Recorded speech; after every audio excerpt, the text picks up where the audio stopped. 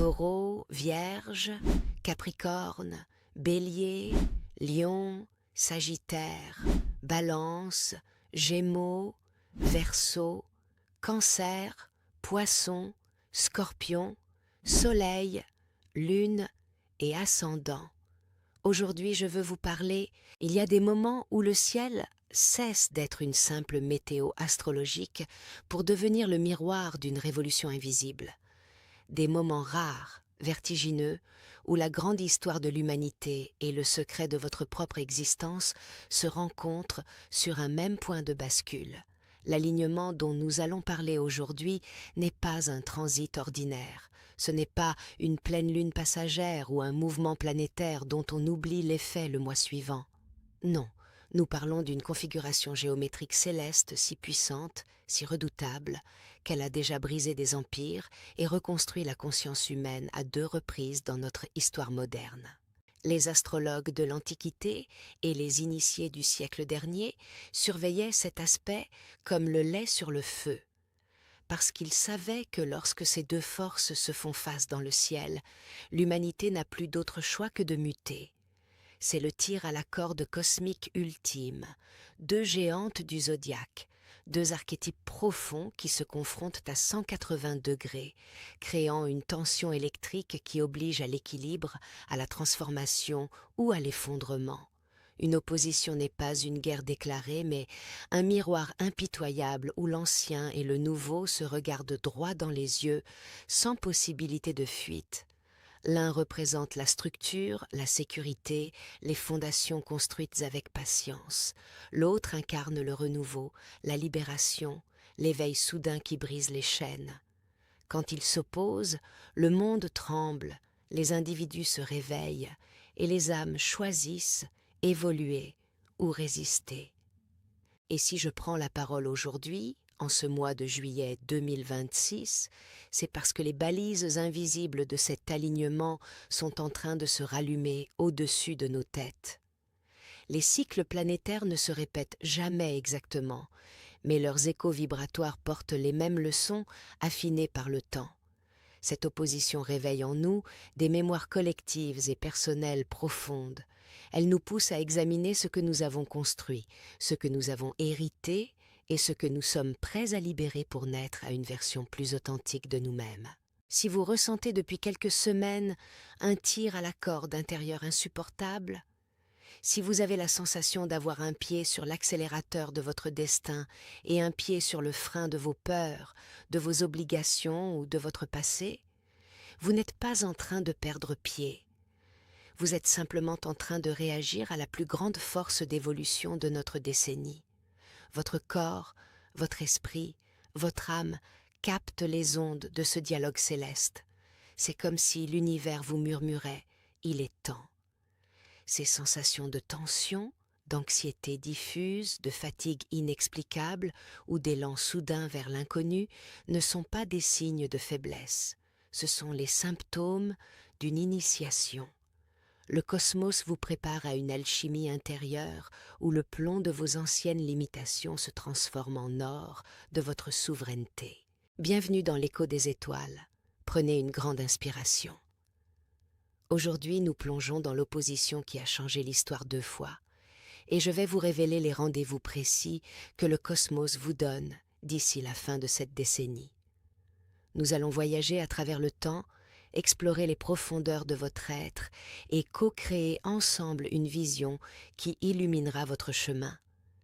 Car dans cette communauté, nous ne consommons pas l'astrologie, nous l'incarnons.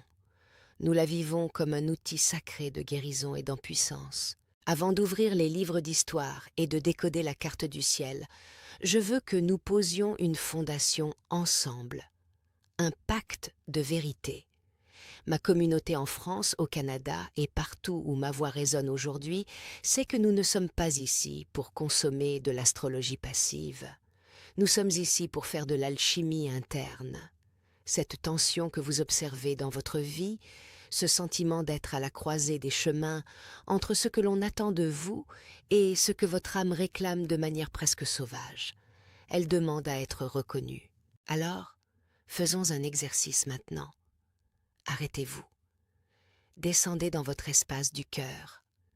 Fermez les yeux un instant si vous le pouvez, ou posez simplement votre regard sur ces mots avec intention.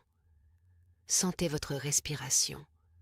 Inspirez profondément la lumière des étoiles, expirez les lourdeurs accumulées. Et si vous reconnaissez que vous traversez cette zone de turbulence, si vous acceptez de ne plus vous mentir, écrivez simplement le mot « présent » dans l'espace des commentaires sous cette vidéo. En écrivant ce mot, vous ne faites pas que répondre à un algorithme. Vous posez un acte dans la matière. Vous dites à l'univers « Je suis là, je vois le changement arriver et je ne vais pas fuir ». Regardez les commentaires se remplir au fil des minutes. Regardez combien de frères et de sœurs d'âme écrivent ce mot en même temps que vous. Vous allez comprendre que votre crise actuelle est en réalité une initiation collective. Nous ne sommes pas seuls. Des milliers d'âmes sensibles, intuitives, en quête de vérité, vibrent sur la même fréquence en ce moment précis. Cette opposition active un champ collectif de conscience où chaque présent renforce le réseau énergétique qui nous unit. C'est une chaîne de lumière invisible qui traverse les continents, reliant Paris à Montréal, les villes de province aux grands espaces canadiens, et au-delà, partout où des cœurs éveillés écoutent l'appel des étoiles. Cette reconnaissance mutuelle est puissante. Elle dissout l'isolement que beaucoup ressentent dans leur transformation personnelle. Car l'astrologie nous enseigne que rien n'arrive par hasard. Vos réveils nocturnes, vos remises en question profondes, vos envies soudaines de changer de voie, tout cela s'inscrit dans un grand mouvement cosmique. En posant ce pacte, nous affirmons ensemble notre engagement. Transformer la tension en croissance, la peur en courage, l'héritage en liberté. Qu'est-ce qu'une opposition en astrologie ? Pour que vous compreniez pleinement la dynamique de ce script, imaginez un tir à la corde cosmique. Deux planètes lourdes, deux géantes du système solaire, se placent exactement à 180 degrés l'une de l'autre. C'est l'aspect du miroir parfait, mais aussi de la tension maximale. Aucune des deux ne veut céder. Le climat devient électrique. L'énergie ne circule plus de manière fluide. Elle se confronte, elle polarise, elle oblige à un choix conscient. Dans le thème natal ou en transit, une opposition révèle les polarités à intégrer. Le connu versus l'inconnu, la sécurité versus l'aventure, la tradition versus l'innovation. C'est souvent inconfortable, mais c'est là que naît la véritable évolution. Les anciens savaient que ces configurations marquaient les tournants historiques, car elles activent les nœuds karmiques collectifs. Pour comprendre ce que le ciel exige de vous en juillet 2026, nous devons faire un saut dans le temps et analyser les 2 fois où cette même tension géométrique a renversé le monde. Ces cycles ne sont pas linéaires, ils sont spiralés. Chaque retour apporte une couche plus raffinée de la leçon, adaptée à l'ère actuelle. L'histoire n'est pas une répétition bête, mais une invitation à apprendre de nos erreurs collectives et personnelles. La première fois que notre ère moderne a goûté à l'amertume et à la puissance de ce cycle, c'était au tout début des années 1930. À cette époque, l'opposition mettait en scène les structures rigides du passé face au besoin radical de renouveau. Qu'a-t-il fait sur Terre ? Le monde a été projeté dans la Grande Dépression. Les banques se sont effondrées, les certitudes matérielles ont volé en éclats. Des millions de personnes ont perdu leur emploi, leur maison, leurs économies. Des familles entières ont connu la précarité, la migration forcée, la faim. Les empires industriels qui semblaient invincibles se sont révélés fragiles comme du verre. Mais quel était le véritable message vibratoire derrière cette crise économique ? C'était une leçon magistrale sur la peur du manque. L'humanité a été collectivement confrontée à sa peur la plus archaïque, celle de ne pas survivre, celle de tout perdre. Le ciel a forcé les êtres humains à réaliser que les structures extérieures qu'ils croyaient solides comme le roc étaient des illusions. Les systèmes bancaires, les modèles économiques basés sur la spéculation effrénée, les hiérarchies sociales rigides, tout cela a été mis à nu. Il a fallu réinventer une manière de vivre, de s'organiser, de trouver la sécurité non plus à l'extérieur mais à l'intérieur. Pensez aux histoires de cette époque, des hommes d'affaires qui sautaient des fenêtres de Wall Street, des fermiers du Dust Bowl qui perdaient tout face aux tempêtes de sable, des mères qui improvisaient des repas avec presque rien. Pourtant, de ces cendres ont émergé des innovations, des mouvements sociaux, des politiques de sécurité sociale naissantes. L'opposition a brisé l'illusion de la permanence matérielle pour enseigner la résilience intérieure.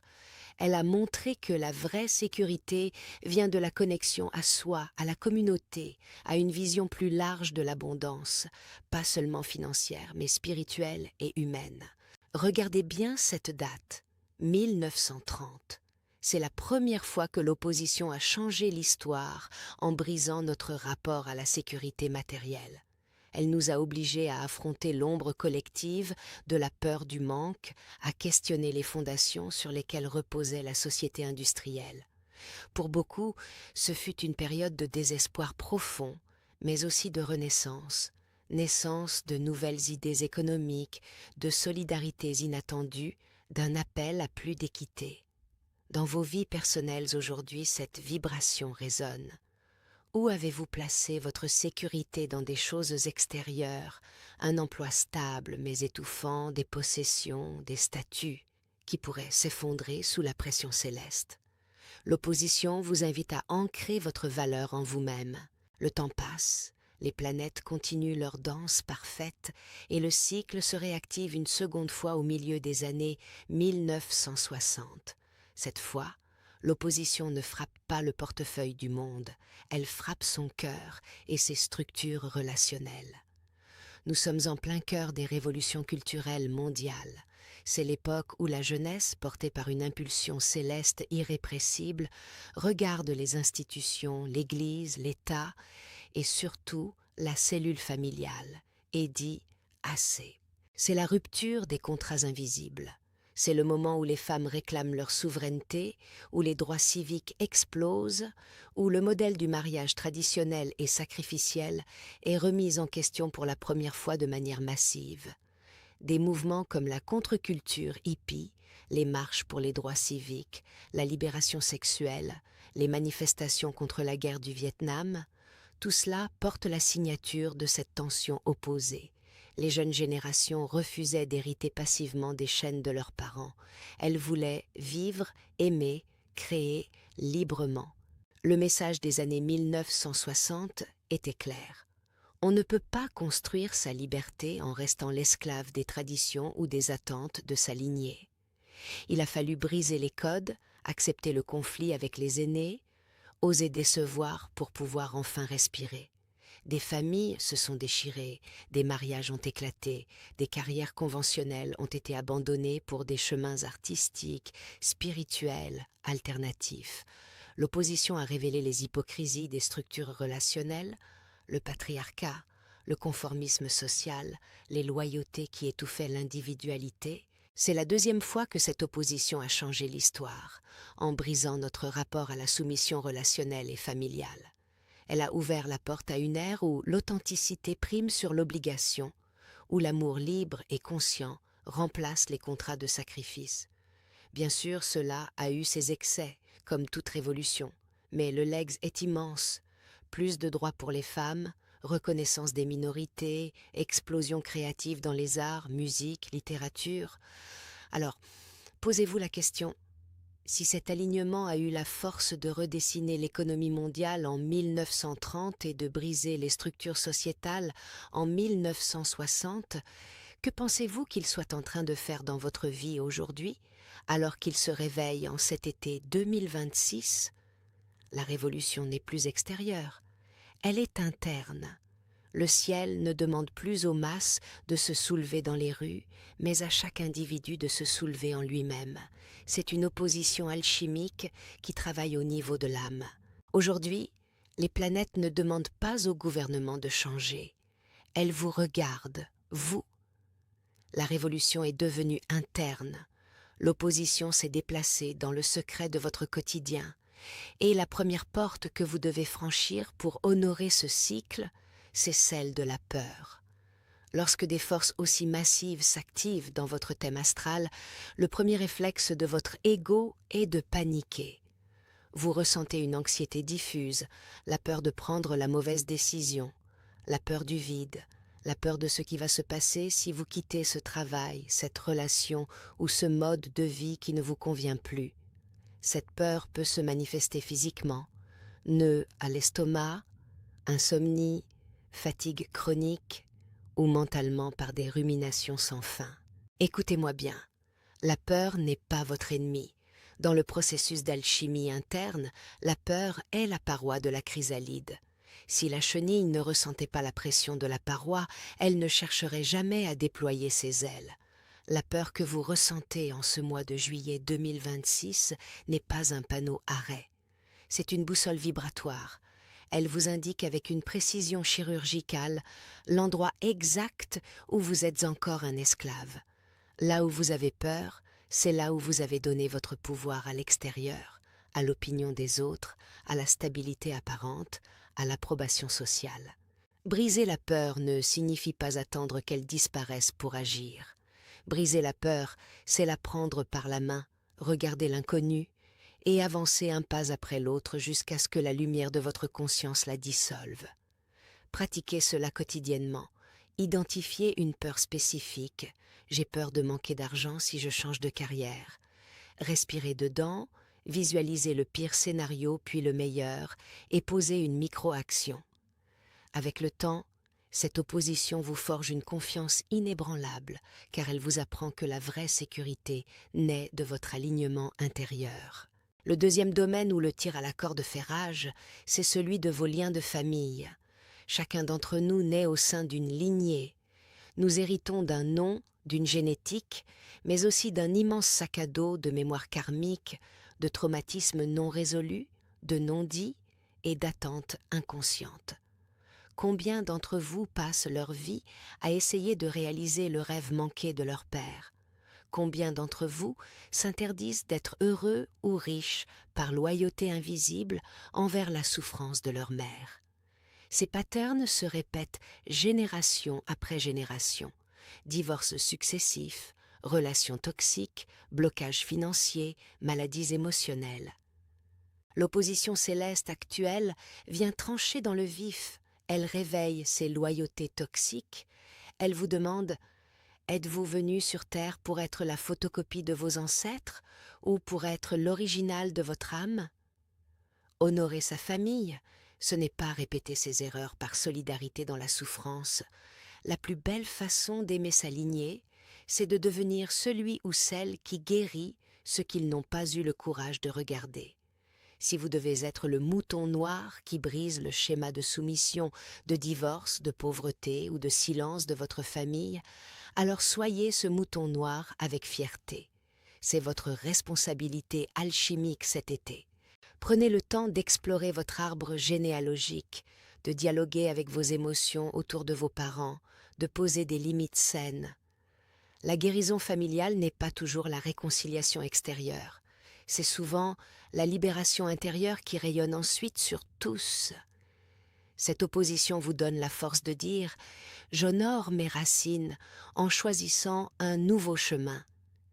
Et c'est tout naturellement que ce poids familial se répercute sur le troisième pilier, vos relations, qu'elles soient amoureuses, amicales ou professionnelles.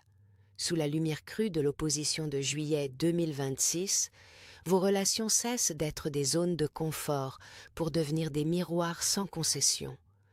Tout ce que vous avez balayé sous le tapis depuis des années remonte à la surface. Les compromis que vous acceptiez pour avoir la paix deviennent soudainement étouffants.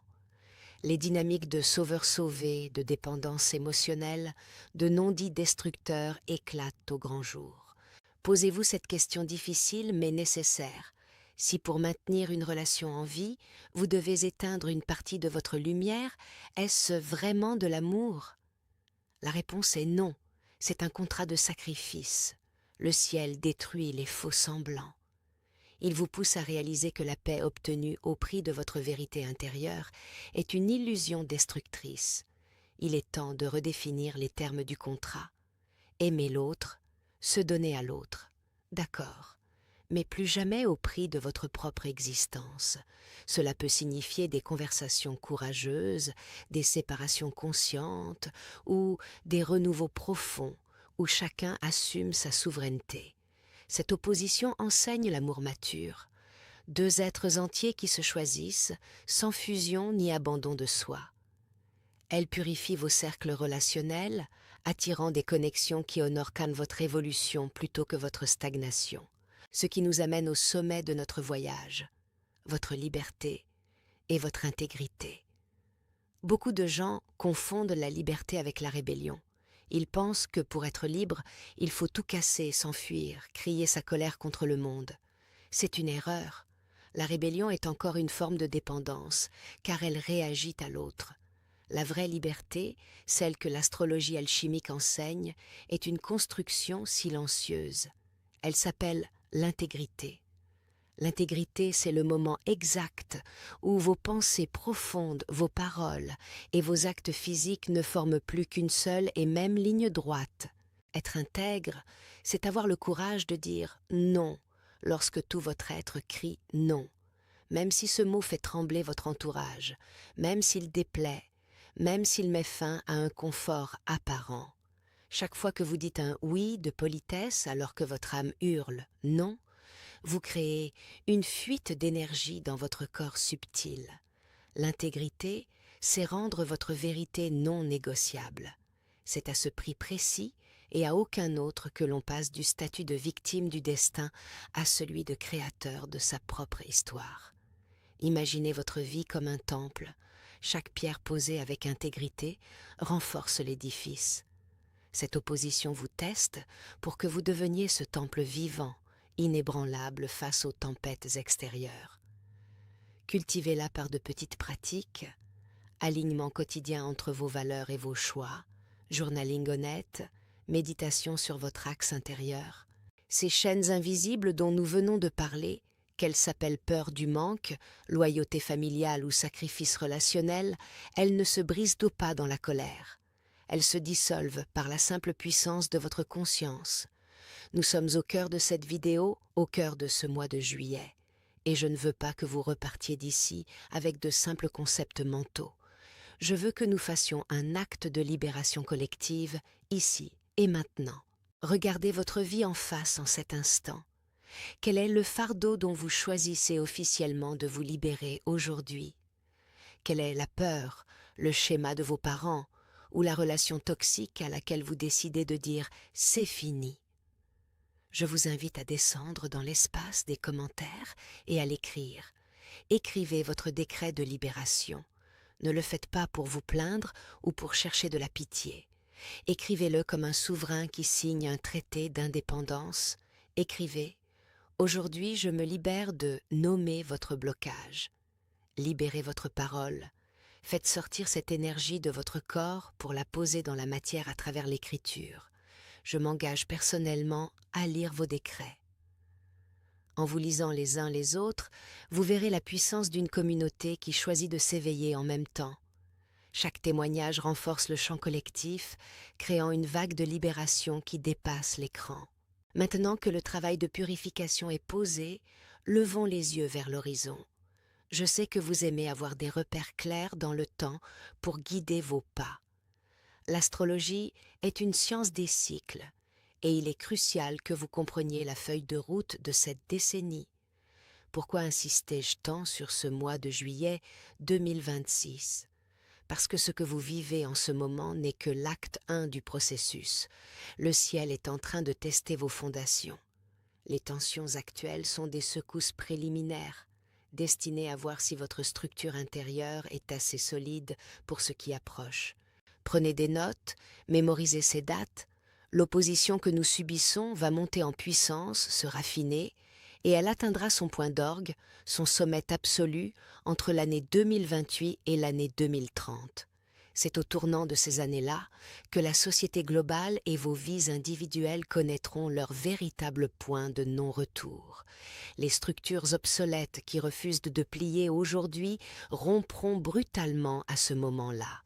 Cela peut se traduire par des changements sociétaux majeurs, réformes économiques, éveil collectif, crises qui forcent l'innovation, mais surtout par des transformations personnelles radicales. Cela signifie que les choix d'intégrité que vous posez cet été ne sont pas des options pour votre confort immédiat. Ce sont les graines de votre survie vibratoire pour demain. Vous avez devant vous une fenêtre de 2 ans, entre 2026 et 2028, pour reconstruire votre vie sur des bases de vérité absolue. Si vous nettoyez vos peurs et vos loyautés familiales maintenant, la bascule de 2030 ne sera pas une crise pour vous. Elle sera le moment de votre couronnement, l'instant où votre liberté portera ses fruits. Visualisez une carrière alignée, des relations épanouissantes, une abondance qui coule de votre essence, une paix intérieure que rien n'ébranle. C'est un rendez-vous avec votre avenir que je vous propose de sceller aujourd'hui. Visualisez-vous dans 3 ou 4 ans. Visualisez cette période charnière entre 2028 et 2030. Je vous pose la question et je veux que vous y répondiez avec toute la profondeur de votre âme. Quelle est la version de vous-même qui aura triomphé d'ici 2030? Lorsque la tempête des structures sera passée, où serez-vous? Avec qui? Et dans quelle œuvre de vie déploierez-vous votre liberté? Ne soyez pas timide, ne limitez pas vos rêves par peur du manque. Déposez votre vision future dans les commentaires. Faisons de l'espace sous cette vidéo le grand livre des prophéties de la communauté de l'écho des étoiles. Dans quelques années, nous reviendrons sur cette vidéo de juillet 2026 et nous lirons vos commentaires pour mesurer le chemin parcouru. Témoignez de votre futur. Partagez vos aspirations avec détail, le projet que vous lancerez, la maison que vous habiterez, l'amour que vous vivrez, la paix que vous incarnerez. Ces mots deviennent des sorts puissants, ancrés dans le collectif. L'histoire retient les grandes dates, les mouvements de foule et les crises économiques. Mais la vérité, c'est que la grande histoire s'écrit toujours dans l'intimité des cœurs qui osent dire oui à leur propre lumière. Vous n'êtes pas ici par hasard. Si votre chemin a croisé l'écho des étoiles aujourd'hui, c'est que votre âme est mûre pour cette transition. Ne craignez pas le tir à la corde du ciel. Remerciez-le. Il est la preuve que vous êtes vivant et que vous êtes prêt à devenir libre. Je tiens à vous remercier personnellement pour votre présence, pour votre authenticité dans les commentaires et pour cette magnifique énergie que nous co-créons ensemble, de Paris à Montréal et partout à travers le monde. Que les étoiles éclairent vos pas, que votre intégrité soit votre bouclier et n'oubliez jamais, prenez grand soin de votre lumière intérieure. On se retrouve très vite pour un prochain Écho des étoiles. Au revoir.